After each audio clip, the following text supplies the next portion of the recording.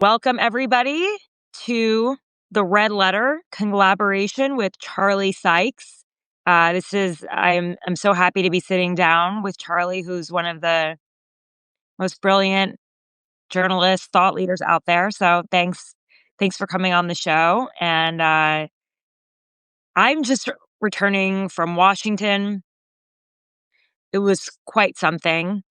We all saw what happened on the lawn of the Capitol steps with Epstein victims speaking out to members in the highest levels of power on Capitol Hill, and they were standing in the lawn below them, asking them to do the right thing, to find just two Republican members to vote to compel the Department of Justice to release the Epstein files. Although I don't know about you, Charlie, but even with that vote, do you think that the Department of Justice would even do it? Oh, who knows? I mean, we have that James O'Keefe video out that suggests that they would simply redact the names of the Republicans. But you know what? Let's just take a step back from the Yeah, politics because you have made this point, I think, very eloquently that we're talking about a crime scene, and yeah. that we sometimes lose up when we talk about the various political maneuvering. I mean, reading your coverage of this, it really did strike me that this was a pivotal week in the entire Epstein story, with all of those survivors, all of those victims coming out and speaking. Many of them we had not heard from before, and obviously they're getting strength and encouragements from one another. And I was interested in what you said. You said you wanted to go there to feel the moment, to take it all in, why this moment matters, and what was left unsaid. So we just talk about that. I mean, the Yeah. what the moment said to me was this is absolutely not going to go away if the victims and the survivors are out there saying we want to tell our story, and we are pushing Congress to release those files. So that seemed to me to be a major, irreversible development in this story. Your thoughts? Yeah, no, I think so. I think they were establishing their ground, strength in Yeah. number. This is the thing a lot of people don't understand. You saw younger victims come out, girls who showed up on Epstein's steps at 12, 13, 14 years old, okay? Usually people say, oh, a lot of these victims, they were in their later teens, early 20s. And those are the ones who come out because, the brain is different um, when you're sexually assaulted at an older age. It's easier to process. It's easier to move forward through therapy and with help. Your entire frontal lobe is affected from this kind of sexual trauma. And I think when it happens to you when you're younger, it's even a deeper it's harder to move on from it. There's a deeper level of shame. A lot of them are just like, I want to forget about it. Some of them have disassociated from the entire situation. They didn't want to get involved in the cases. They were ashamed of themselves. They were unable to, even to this day, reclaim their identity, their self-worth, their ability to say their own names as survivors. And I think the older women that come out there, they were still far too young, and being trafficked and groomed at any age is a terrible thing. But they gave the strength to the younger ones. And I think that's why you're seeing more and more speak out. I mean, some of them said, I never said anything before, but I started working for him when I was 13, 14. Like Courtney Wild showed up at his house with braces on her teeth. And so seeing about 3 dozen survivors coming out, that's the most I think I've ever seen come out before. And there were a couple of interesting things you said. I heard you talking with Terry Moran about all of this. A couple of things that I think were kind of surprising. Some of the survivors actually really did think that Donald Trump was going to help them. They Yeah. actually believed that Donald Trump was going to do what he said. You had people like Elon Musk and others saying we're going to release those files. This was a big thing. So given the fact that Donald Trump and the Republicans are doubling down on this is all a Democratic hoax, that was interesting to hear people say, we are Republicans and we actually trusted you at one point. Yeah, no, they were. And that was something I noticed too. A lot of them were just seeing Epstein arrested in 2019. They thought to themselves during Trump's administration, they were like, oh, this is good. We're getting our justice, right? They again believed through the MAGA influencers, through Trump himself, that if he was elected, that he would be the one to release the files and that they would get justice through him. And I spoke to one of them off after the event, Haley Robson. She was like, "I'm a card carrying Republican, but I'm not voting anymore." She's like, she also isn't a Democrat, obviously, but they're from Florida.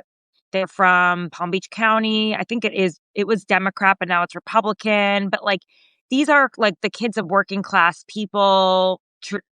Traditionally Republican, and Virginia Giuffre, who I was very close with, also believed that President Trump would release the files. Elon Musk personally promised her over DM that he would release the files. So they had a lot of hopes. I mean, that was a big part of his campaign promises. And I don't think that they were naive to hope that.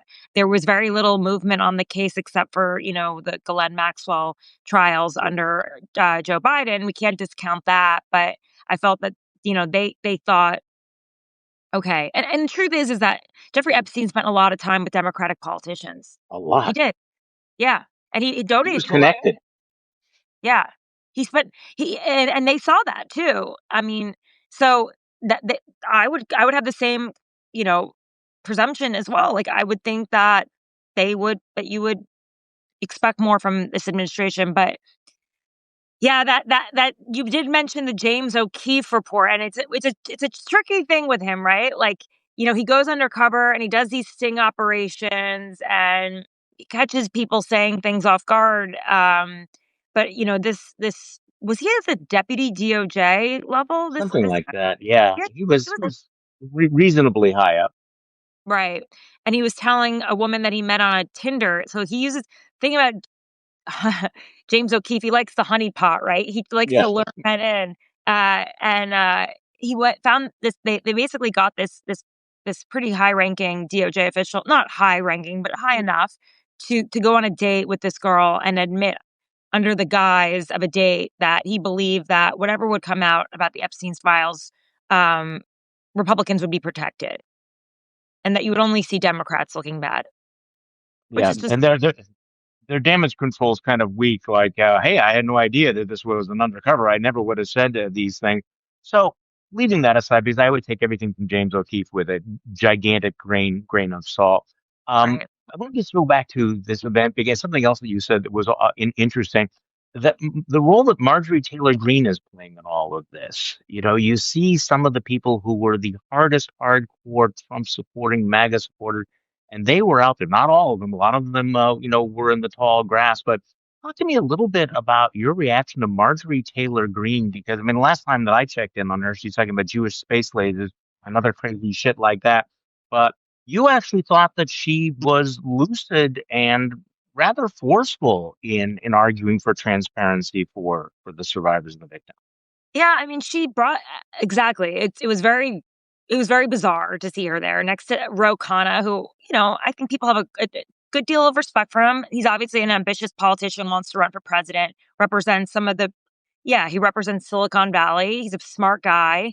One of, some of those people in Silicon Valley were most likely tied up with Epstein in some way or another as well.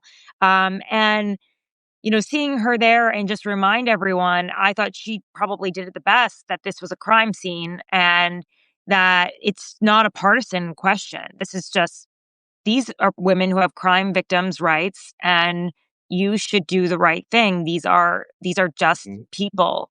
And this isn't a no-brainer. This isn't a hoax. She went on Eric Bolling's show. I'm not sure which network he's on anymore. I just maybe it was Newsmax or and but he was fired from Fox News for allegations of sexual misconduct. And he was telling her it's a hoax, and she's like, "It's not a hoax. The guy went to prison. It's not a hoax. Like, this is a real thing." And I think when people actually they want to say, "Oh, there's nothing there," and I really challenge them to you know what.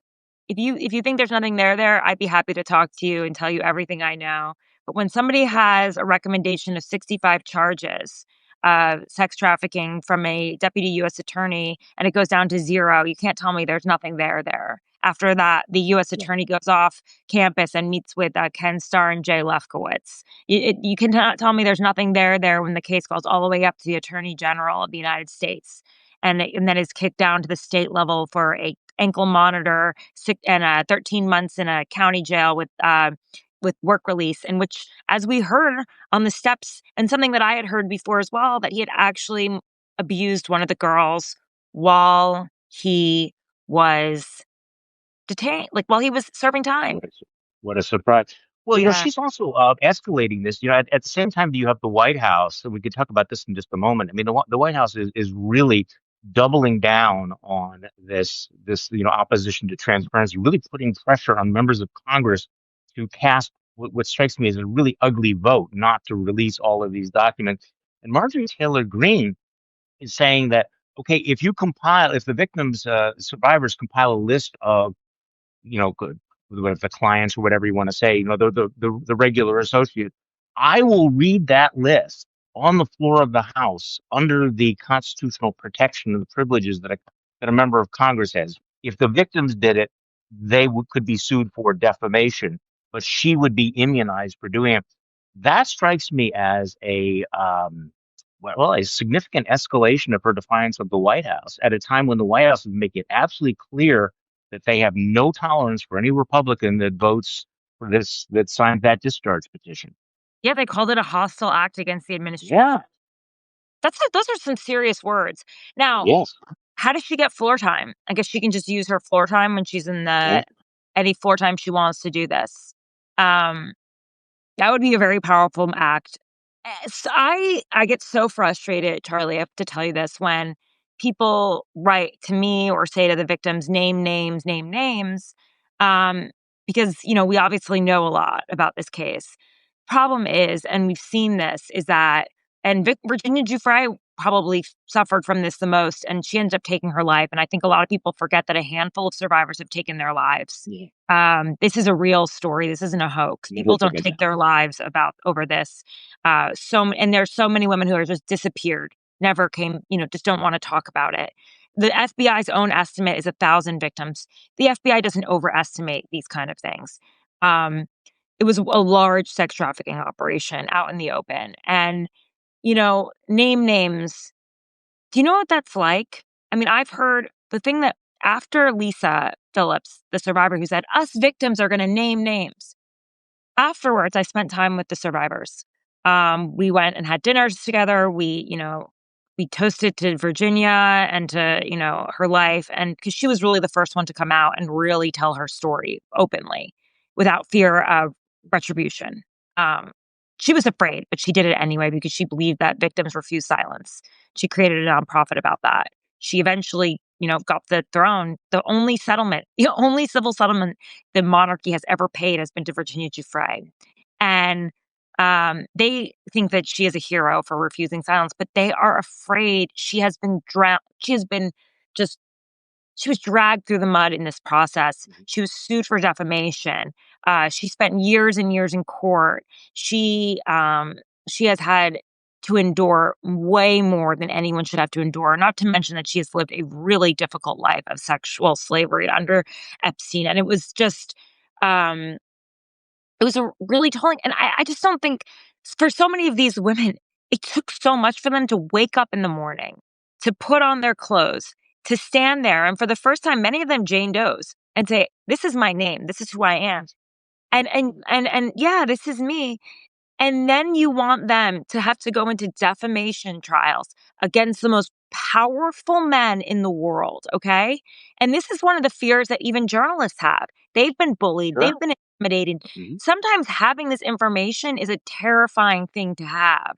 And for the families, for the victims, um, Anushka DeGiorgio, she went up there and she said, "I'm followed on my way to drop my daughter off at school.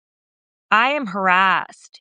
We know that private investigators are used. Even Michael Cohen said on my podcast that when President Trump was accused by a Jane Doe in the Epstein trials, he sent a private investigator out to find out who she was. The point is that people are Jane Does to keep anonymity, but like there is so much going on behind the scenes, and they said that they're terrified that Lisa would even say that she's putting a list together. Well, and They are these are not very backing that. powerful, wealthy people. I mean, these are powerful, wealthy people who have the ability to really break the survivors if they speak out. I mean, they can afford the lawyers, they can afford the private And investigators. it could break the lawyers representing these Mm. victims. David Boies was sued as well in the case with Alan Dershowitz and Virginia Giuffre. It's not, that's why the lawyers are even hesitant to talk about it. They too know that they can be dragged through the mud. And these are people who have millions and millions and millions of millions and Right. millions of dollars to waste on these kind of cases. And are used to being in court. So I want to talk about a story that you broke over the last couple of days before we get back to Donald Trump, because this is kind of a heartbreaking story. And I'll let you tell it. It's one of the Epstein survivors confronts a Republican congressman that she met on the airplane. This would be Harriet Hageman. Is that how you pronounce the Yeah. name? Yeah, Yeah. from Wyoming, the woman who replaced Liz Cheney in Congress. So one of the survivors waiting to board a flight from Washington to Chicago recognizes or connects with Congressman Hageman. And so tell me the story, because it is kind of heartbreaking. It is. It's really, really heartbreaking. So, Marika Chartouni is a survivor of Jeffrey Epstein. We got to know each other through the Broken Jeffrey Epstein podcast, which I all recommend you listen to. I worked on it very closely with Virginia Giuffre and Marika and others like Courtney Wild. I traveled around the country with them as they tried to pursue their own justice. It was a story. It was a story very much focused on them rather than on the sexy crimes of Jeffrey Epstein, right? If that's what you want to call them, but. Um, Marika and I have remained friends and throughout the years, and I she said to me, "This woman is staring at me for a long time." I said, "Oh, weird." She goes, "I think she's a congresswoman. I think I recognize her." Marika is a very bright woman, and I was like, "Oh, that's weird." And she must have recognized her from the from from all of the Hmm. events over the past few days, and Marika's been on TV.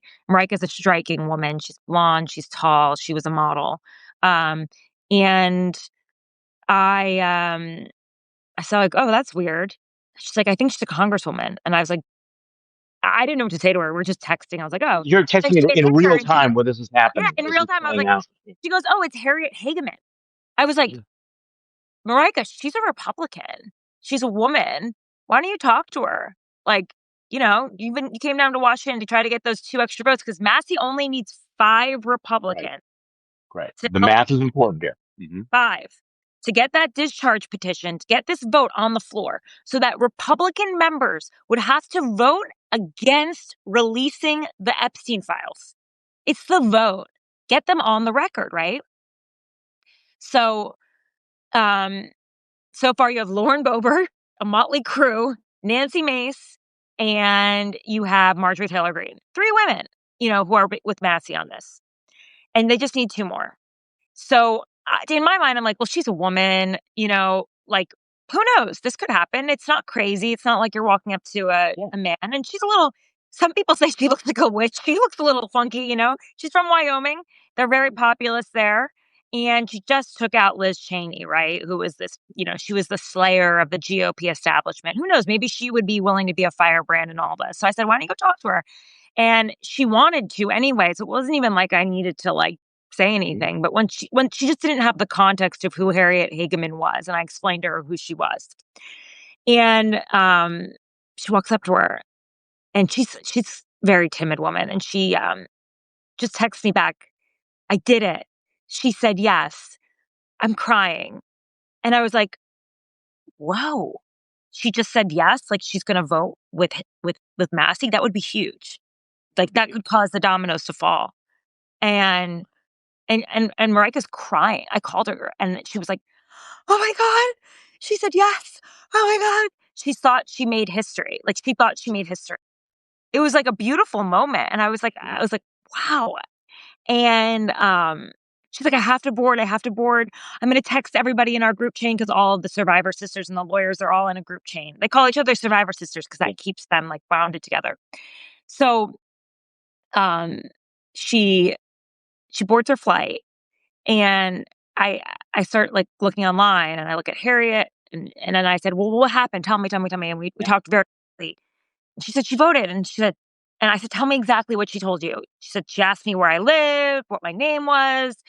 And she told me everything would be okay. And she said, "I voted for it." And I said, "What do you mean she voted for it?" She said, "I voted for it yesterday."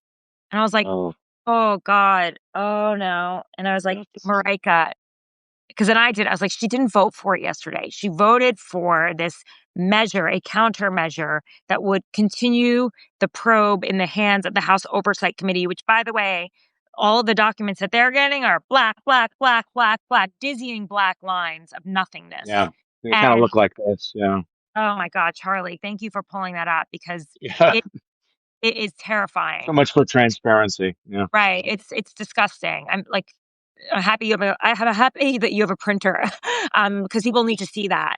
We should. That is terrible. And so I was like, no, it's not right. And she tried to look for her. She couldn't find her on the flight. She was in the front of the plane, and Marika was in the back. But even before she boarded her plane, she walked up to her aide and was like, "Thank you so much. Thank you so much." Like the heartbreak. And for me to have to explain it to her, and I was like, "It's not going to work." And I was like, "Why didn't you just go walk up to her on the plane and ask her, like, what did you mean by that you voted for it?" Yeah. Like, and she was just like, I think she was so heartbroken by it, and I think that Yeah. was all she could do. And she couldn't find her, she said. So it was like at that point, it was what it was. And then Do you think that Hageman knew that she was misleading this survivor? Do you think that she knew that she was doing the sleight of hand? I think Was so, she? yeah. Yeah. I do. It's like That's the way they when are. when someone asks, "Can you vote for this?" Like, I voted for it. Like, you're not asking about the past, you're asking about the present, the one that they were out there behind a plaque that was the Massey bill, not a Yeah. countermeasure. The That they reliance on were the there. gaslighting. She's not a she said to me, she's like, "This is legalese." That's what she said to me. And I was Yeah. like, "Exactly." And we are used to getting that. We're journalists. We're used to getting spun up by politicians, right? But they should not be doing that to crime victims. To their face. Yes. It was But despicable. this is the strategy though of Mike Johnson, right? It is to kind of gaslight everybody and say that there's no need to sign the discharge petition because it's moot. What are the survivors thinking about the way that Speaker Johnson is handling this, claiming that he is coming to their defense, that he is for transparency, when in fact it is this bizarre shell game that we're seeing. It's patronizing. Yeah, Like, yeah. I'm protecting the innocent. It's like, "Hey there, little lady. I'm looking after you." And it's like, "Excuse me?" They're like protecting us. We're outside here saying, "Release the files." And there is my answer had to be to this has always been, well, you were able to prosecute and indict Ghislaine Maxwell with some of the women remaining Jane Does. You can continue to do that. You can protect the victims. You can conceal their identities, and as you have in the past. But there's no reason you can't release the files without protecting innocent victims. That's not really a justifiable reason unless you think the innocent are the men. And if that's the case, then that you've answered your question. There were he spent some time with the victims, and one of the lawyers, Sigrid McCauley, she's a powerhouse attorney from Boyes, Schiller, Flexner. They were the ones that decided to go up against Prince Andrew. They represented Virginia Giuffre, and she told them, when you get these files, you are going to see very powerful people in those files. What are you going to do about it? And they said, we won't let the victims down this time. What does that mean? Mm. You know? Okay, so yeah. Well, I want to get to that because there's something that you said to Terry Moran that I wanted to ask you about. But of course, you've seen by now that Donald Trump is doing more rants on Truth Social. This one came out about 9 o'clock this morning. Once again, he's saying that the whole thing is a hoax. This is merely another Democratic hoax, just like Russia, Russia, Russia, and all the others, in order to deflect and distract from the great success of a Republican president. The now dying Epstein case was only brought back to life by the radical left Democrats because they are doing so poorly, sort of ignoring the role that his own administration played with this, the bomb from Elon Musk. But what do the survivor sisters say about Donald Trump repeatedly describing this as a hoax? I mean, it's incredibly upsetting. They're like, I'm not a hoax. I'm a real person. This is not a hoax. This is not a hoax. Um, but I am in awe of their grace because I think I'd be furious if I were them. Um, to try to quiet people who are victims of sexual assault. But They are way more elegant and graceful than I am. I do think that they are so much more focused on what they want, which is having the files released, that they know that he's in charge. I mean, you heard them making these impassioned pleas saying like, "You have the power right now, Mr. President, use it right now."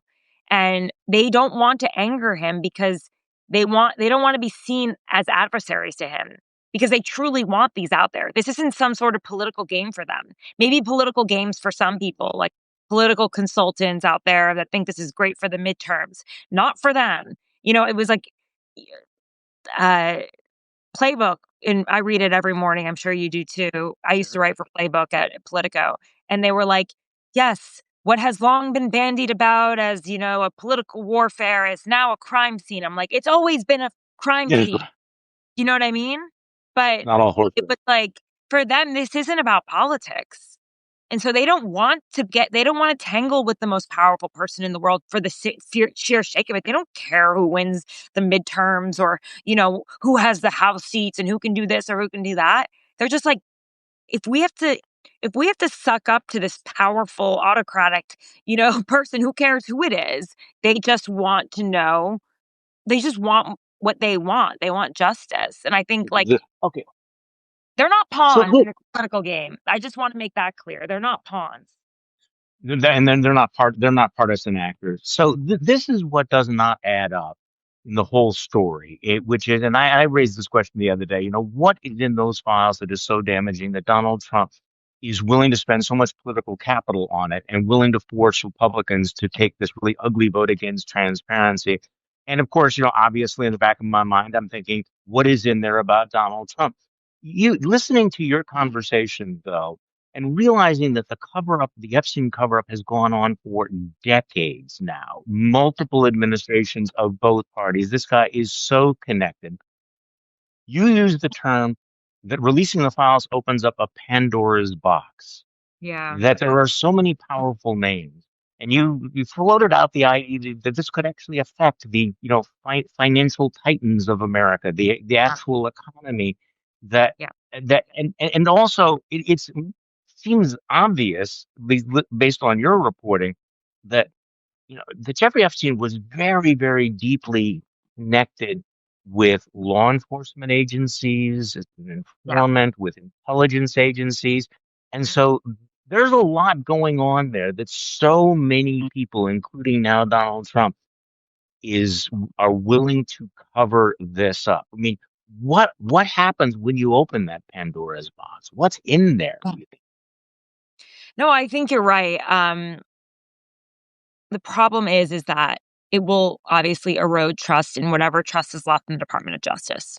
Mhm. Um, that's huge.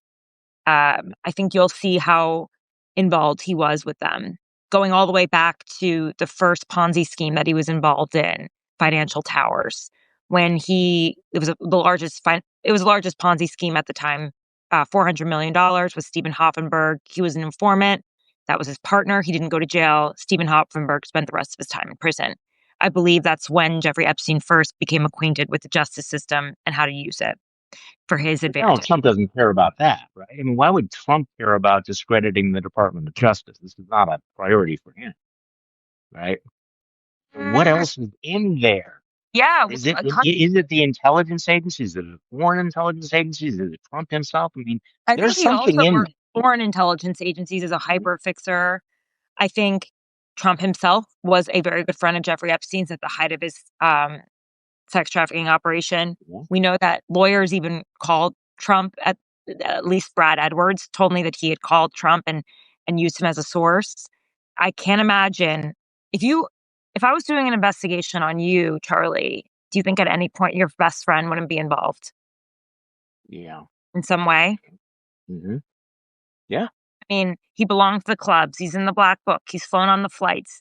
I think even if there is no direct connection between Trump and sexual assault, which we don't have any proof of besides we don't have proof. There was a woman who alleged that she dropped it based on intimidation right before the election, right? Right. But regardless, I don't see how, if there was a true investigation, he wouldn't be named. Mo- he wouldn't be named, or people who are donors. I mean, listen, these are very wealthy, powerful people. someone, I thought that, I think Massey said that this is all about the, uh, the donor class too. And it would take down a lot of donors. It would, Jess Stanley from Chase Bank, he was the head of Chase Bank, he had to step down. There were email exchanges between him and Jeffrey Epstein discussing which type of girl he would like, Snow White or Beauty and the Beast. Uh, you know, from the head of Apollo, Mark Rowan, he had to step down. So it's like the Les Wexner. These are really powerful men, and so many of them still have not been revealed. It would cause a lot of chaos. And Y- so many of them are connected to, and not just that, there are dignitaries, world leaders, there are politicians. It goes far and wide. And for even those who may not have been a part of the sexual abuse, it's also the impression of like, wait, you were around and enabled this person because you Saw can't it. do anything about it. If you were on the Lolita Express, the airplane, you saw a lot of things, and you'd have to be pretty obtuse not to see. You used a very interesting phrase when you talked to Terry Moran. We talked about grooming the young girls, to become sex slaves.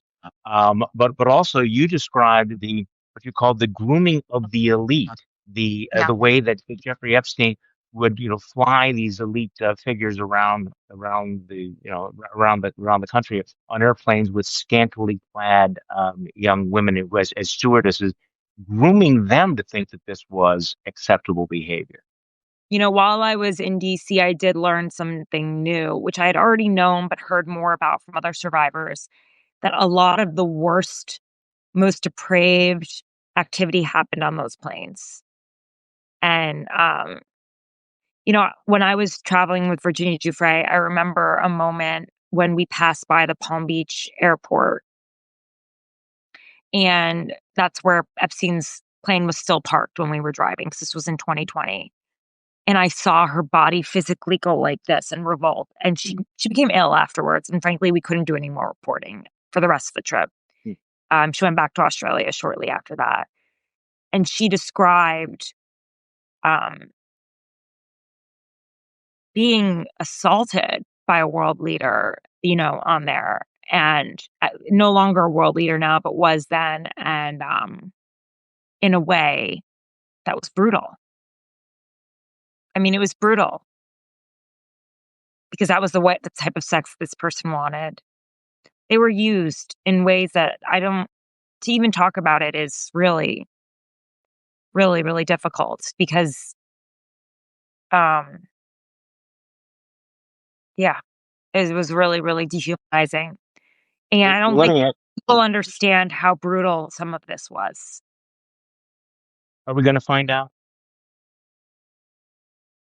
I mean, are we going to learn the truth? I mean, no, this is a question you can't answer, but I guess the reason I'm asking this question is, okay, it is the first week in September now. And the big question was, would this story go away over the summer? Would it come back? Obviously, it is back in a very, very big way. It has not gone away. There's clearly momentum. The survivors are speaking out. What do you think?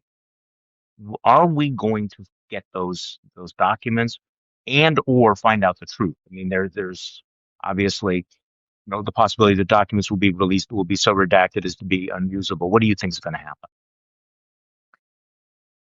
I don't think we'll ever get the truth from the Justice Department, unfortunately. I think it's gonna be whistleblowers. I think it's gonna be survivors. I think it's gonna be journalists.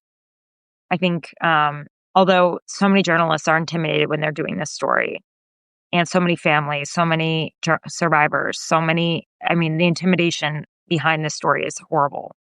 And that's why I think the fear factor of the story makes it, why it's, but I really don't believe that you can keep this genie in the bottle forever. Like, I think it eventually has to come out. Um, I think about Virginia because so many of the people that we know about and so much of the story that we know is in Virginia, was told to Virginia, and she has her memoir coming out soon, Hmm. October 21st. And, she's no longer alive. It'll be interesting to see how much of it the publishers went with in terms of the naming of the names, because they then, I think in her death, they take on the risk, defamation. Yeah, you have to I lawyer want up. to correct that Stephen Rosenweg, Virginia was murdered. It's not true. I was with her brother 2 nights ago. I spoke to Virginia just months before she died, and her brother told me a horrible story about what it was like to try to bring her back to life for 45 minutes um, until the um, paramedics came, and he couldn't. He was working on a dead body. She had taken her life in her bathroom. So that's not true. She was not. She was not killed. And I spoke to her before she died, months before, and she was not well. And I said she should see her family. People underestimate the impact of these. Paul, I'm not gonna say how she died. It's not relevant. But she was not killed. She even wrote a note saying, "If I am no longer alive, I want this book to be published anyway." And I think we need to really understand the impact, the real human impact of these crimes. Stop sensationalizing it with these conspiracy theories. No, I think that the reality is horrible enough without indulging in any sort of those lurid conspiracy theories. Tara, thank you so much for this conversation. And I want to urge all of my subscribers to subscribe to the Red Letter because your reporting has been invaluable. And also I think what's important is that you bring a passion for the victims and for finding out what's happened here. And obviously have tremendous sourcing and contacts with the people who know what the truth is. So I would strongly urge all of my subscribers, all of the viewers, to subscribe to what you're doing. You're doing great work, Tara. And this was Thank you, Charlie. really And I great. appreciate, yeah, and I appreciate you staying on this story as well, because I know it's not the typical political story that we cover from day to day, which is what I was doing before this came back to light. But when Pam Bondi said case closed, uh, my gut dropped, and I was like, "What?" And I was on vacation actually, and I kind of dropped vacation to get on it. I just landed 'cause that's when they do it, right? July 4th, right when we're all taking off for the first time. And I very strangely the week before was on a podcast with Joanna Coles from the Daily Beast, and I said to her, "I've been in touch with my contacts in the Justice Department. They say they're still working on this case." And that was what kind of kept me hopeful too, is that if they were still working on it. But when that happened, it was like, no, no, no, no, no. We have to show the world this case isn't closed. This is not the case. It is definitely not closed. So Yeah. thanks for Okay. today. I appreciate it very Thank you, much. Charlie. Okay, thanks. Bye. I want to thank my producer, Eric Abinate, Adam Stewart, who handles my thumbnails, and Abby Baker on my social media. If you want to support my independent journalism and get my scoops straight to your inbox, please sign up for the Red Letter. You can do that by going to tarapalmeri.com. That's TARAPALMERI.com. You can obviously share this with your friends, like, subscribe, leave a written review. I'm not backing down. I'm back from my vacation. I feel so much stronger. Thank you to all of you who have sent me notes. Just turned 38, and it's going to be 30 great. And I really feel positive about what I am able to accomplish with this community, what we can all do. And I appreciate all the tips and everything you've sent to me. And of course, I'll be in DC on Wednesday, so check out my social media. I'll be on MSNBC. I'll be on Nicole Wallace's show. I'll be doing a live on Substack with Terry Moran. You can go to Substack. I'm on there at Tara Palmeri, and I'll be live from the Capitol. So check out all of my social media. Check out my podcasts, everything. I will be there. Twitter, X, whatever they're calling it now. I'll be back again soon.